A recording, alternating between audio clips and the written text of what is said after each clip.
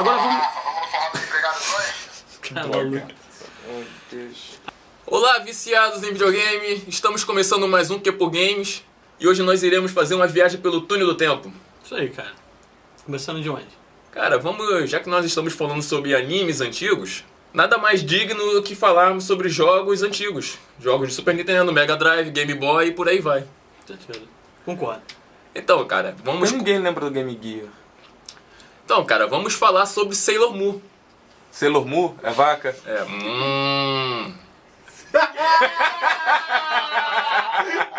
Então, cara, vamos falar sobre Sailor Moon. Mu. A Sailor que guarda a primeira casa. Não entendi a piada. Cavaleiro Zodíaco, vai. Tá. Cara, nesse jogo, ele lembra muito aquele estilo Final Fight da Capcom, né? Que tem os lutadores de rua. Sim. Aquele típico joguinho, briga de rua, lá, etc e tal. Vai Luluzinha passeando pela rua, entendeu? E assim vai, batendo nos carinha, balãozinho daqui, balãozinho de Tipo, lá. Dragon Ball não é Double Dragon, né? Isso, exatamente. O jogo ficava totalmente fácil, cara. Simples de se jogar, né? Você jogando sozinho, ele dificulta um pouco, porque você jogando, ele vai... os adversários vai tudo em cima de um personagem só. Mas aí volta naquela teoria que eu sempre falei, pô, jogo antigo, ele era mais difícil. Eram jogos mais difíceis. Deixa eu pegar uma colazinha aqui, porque o nome do jogo, pra quem for, se alguém for procurar, vai se tornar um pouquinho complicado. Jogo antigo não era feito pra ser zerado. O nome do jogo, pra quem for procurar, é Bishoujo Senshi Sailor Moon, Endo de 1993, cara.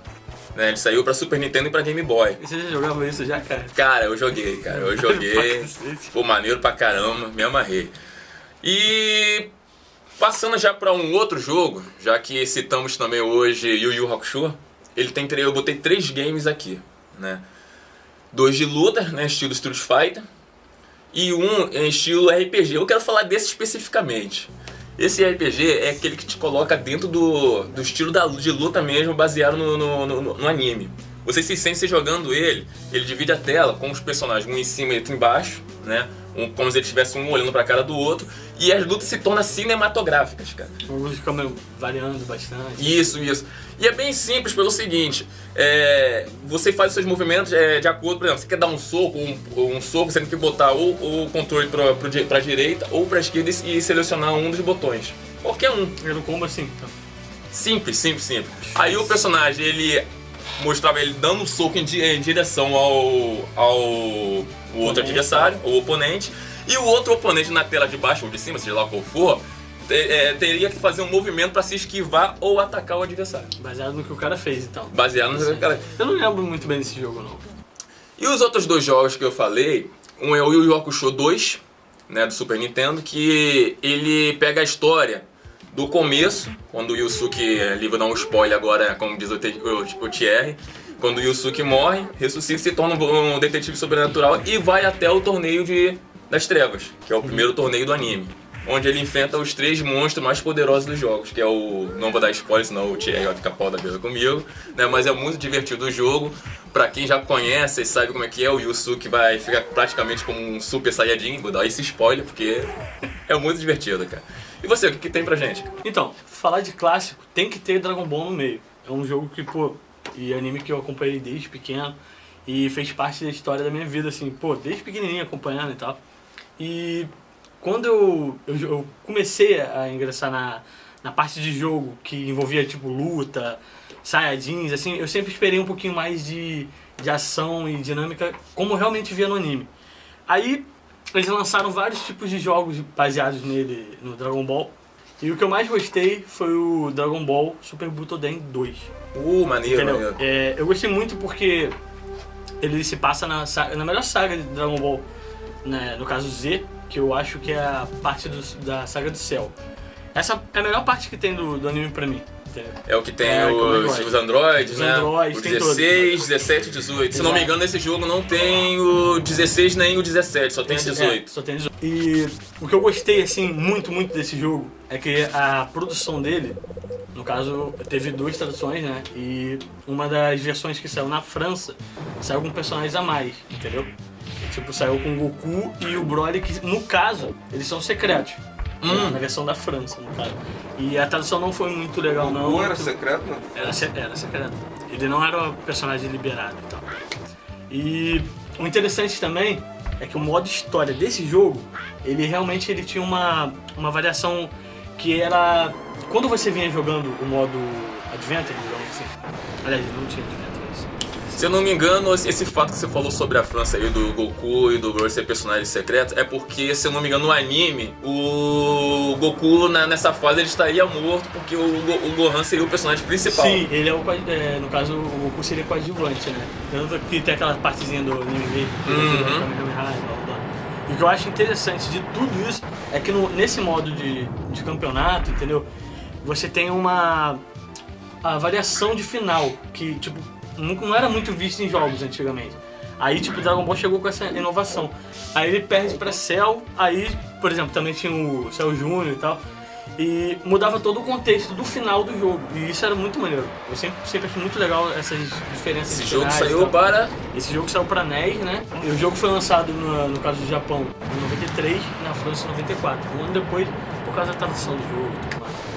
Eu achei muito interessante. O do Japão, no caso, já tem o Goku e, se não me engano, o Broly. Isso. Não e são, na França... Na França eles já são personagens especiais, secretos. Então não tinha. Falando de clássico, né? Era de ouro de anime. O que você sugere, assim... Quando você pensa em anime, o que vem na sua cabeça? Vem muitos. Vem Cavaleiros. Cavaleiros? Tá, já chegou lá. Cavaleiros, vem Street Fighter. Mortal Kombat. Sim. Mas o que eu queria falar, cara, é realmente de Cavaleiro do Zodíaco. Esse jogo, assim, quando lançou, tipo assim, foi um clássico porque, tipo assim, ele era de Nintendinho. Então os gráficos não eram aquelas coisas... Você tá querendo me dizer que tem Cavaleiros de Nintendinho? Tem sim, tem. Cara, eu não sabia. Eu, assim, na minha infância eu vivia imaginando, comentava até com meus amigos, pô, podia ter, né, Cavaleiros do Zodíaco, pô, ia ser maneiro, ficar imaginando como seria o jogo. Cara, não tem ideia. Como é isso? Explica aí. Videogame antigamente era uma coisa que era de difícil acesso. Nem todo mundo tinha. E informação como hoje é bem diferente, bem diferente. Então, a versão desse aí saiu em 87, cara. E, tipo, foi o primeiro, assim, que era... A saga, tipo assim, o Seiya, ele ainda era, pô, noob pra caramba, tá ligado? E tem gameplay? Tem o gameplay dele. A gente vai jogar ele já. Mas o interessante dele é que, tipo assim, o Nintendinho, né, tinha aquele gráfico... Não era lixoso, era da época, né? Então, tipo assim, o interessante dele é que quando você movia os bonecos e aqueles pulinhos, tinha aqueles sonzinhos de 8 bits, sabe qual era? Interessante. Eu acho esses jogos bem clássicos. Particularmente, eu gosto muito de jogo velho. Entendeu? Eu fuço tudo, entendeu? E Cavaleiros do Zodíaco foi muito maneiro. A gente vai jogar na tela um pouquinho deles aí pra você dar uma olhada e relembrar aquele tempinho velho. Já tá na tela há muito tempo. O primeiro jogo dos Cavaleiros do Zodíaco foi lançado no NES. Então, o grande campeão do mercado na época e o único cavaleiro controlável do jogo era Seiya de Pégaso. O style de RPG básico por rodadas e com poucas opções de ataque, e ainda assim tentava percorrer o mesmo evento de mangá. Seiya conquista sua armadura passando pela Guerra Galáctica e pela batalha contra os Cavaleiros Negros, até chegar ao Santuário, e apenas com 5 Cavaleiros de Ouro podiam ser enfrentados. Todos os Cavaleiros de Prata, entretanto, foram reproduzidos no jogo. Apesar do nome completamente japonês, na Europa foi lançado como apenas Saint Seiya. Esse aí foi o de Nintendo NES. Velho pra caramba. Agora eu queria falar de um mais avançado, entendeu? Que é o de PS2. O Santuário? Isso, Santuário. Você já jogou esse? Muito bom. E aí, o que você achou assim? Cara, comparado aos outros jogos que surgiram depois, eu acho que a jogabilidade dele é um pouco lenta. Mas é um bom jogo. Movimentação, né? A movimentação dele é bem lenta. É de quebrar o controle pra ressuscitar? Sim, pra você dar o resto, você tinha que apertar aquele monte de botão e arregaçar o controle. Eu tinha que ficar quebrando porcaria do controle. Sim, sim. A história é boa, os personagens são bem criados no jogo. Sim. Né? E o que eu gosto é realmente o gráfico do jogo e as skills, cara, são muito fiéis ao jogo. E inclusive a dublagem. E tipo, foi muito, muito maneiro mesmo. Saint Seiya de Santuário. Mais de 10 anos havia se passado desde o lançamento do último Saint Seiya nos principais consoles, quando o PlayStation 2 retornou os Guerreiros dos Zodíacos, trazendo exatamente o que os fãs desejam por anos. Um jogo de luta com a possibilidade de controlar seus cavaleiros favoritos e colocá-los para brigar a qualquer outro.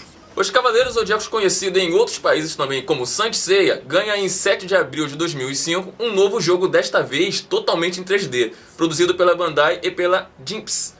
no mesmo estilo de Dragon Ball Z Budokai, e disponível apenas para o console da Sony, PlayStation 2. O jogo possui 29 personagens, 13 de ouro e 10 de bronze, 3 de prata e 3 de aço, mas alguns deles são repetições. Defenda as 12 casas. Este modo especial só vai abrir depois que você passar pela missão alternativa na Casa de Leão, depois de já ter zerado as 12 casas uma vez. Nele você é o próprio Mestre Saga, onde comanda os seus cavaleiros de ouro e alguns cavaleiros de prata contra os 5 cavaleiros de bronze, Seiya, Shiryu, Yoga, Shu e Ikki.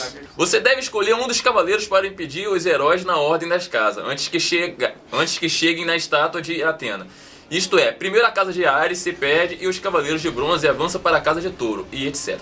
Antes das lutas também existe algumas vantagens, como tirar um pouco de saúde de um herói atacando com os soldados rasos, mas se Atena quiser, ela pode interferir também, curando os inimigos ou lançando raios para tirar o pouco a pouco de saúde dos cavaleiros de ouro.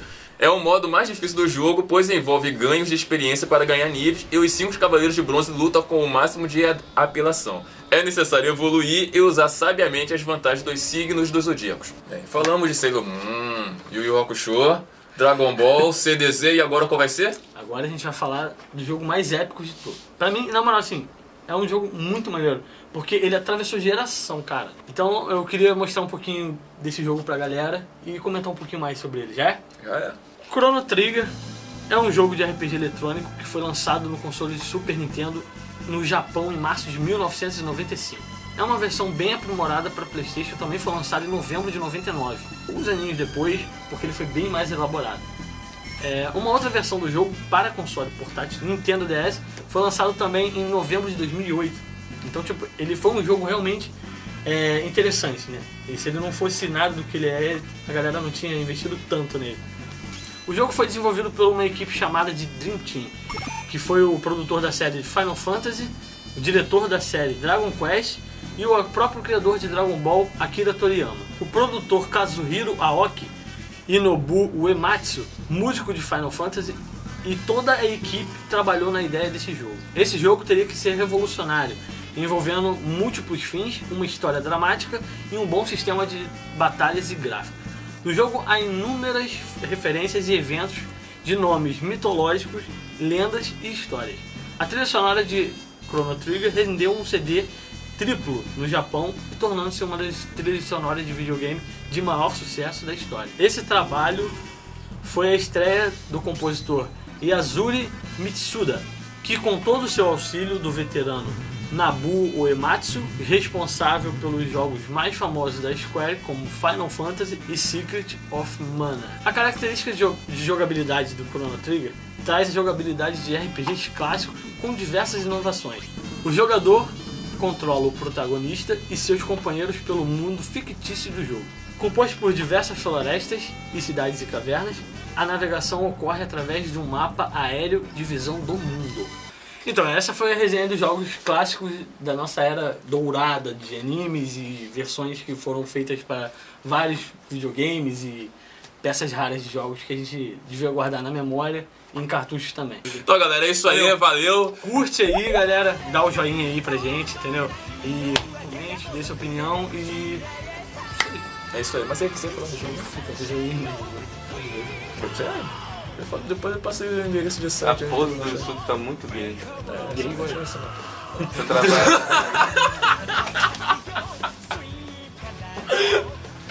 Deus do céu.